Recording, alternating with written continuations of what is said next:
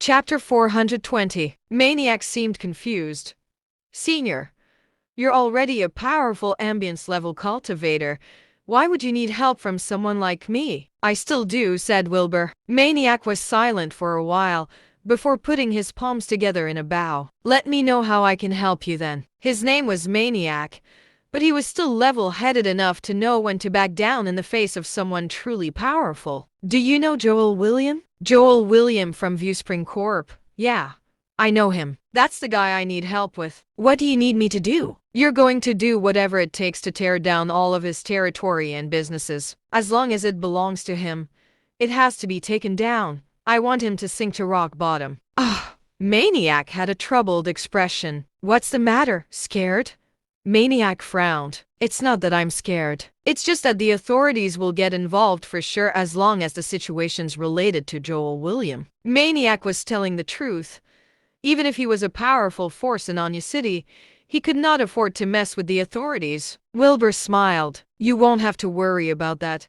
I promise the authorities won't be a problem. Just remember not to kill anyone unrelated. The only person I want dead is Joel. Got it?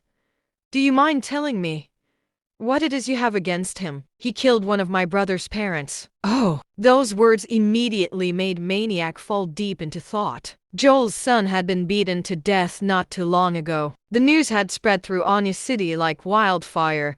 Everyone had heard what had happened. The cause of it all was a man named Ethan Mothleen. It had been said that Viewspring Corp owed Ethan a large amount of money for his engineering services, and a fight had broken out. Following that, Ethan's parents were mysteriously buried alive. It was because of that incident that Ethan had beaten Joel's son to death and ended up in prison. Maniac had seen enough to know that there was no way Ethan's parents' deaths were a coincidence. Yet the death of Joel's son came as a surprise to everyone. Ethan truly had some nerve to do such a thing. He was definitely going to pay for his actions. It was important to note that Joel only had one son, one to whom he was supposed to pass on his legacy worth billions. Now that this had happened, Joel's legacy was left with no heir. One could imagine just how enraged Joel would be at this. Maniac could just about figure out that Ethan was done for as well. What he had not expected was for Ethan to have such a powerful brother in arms.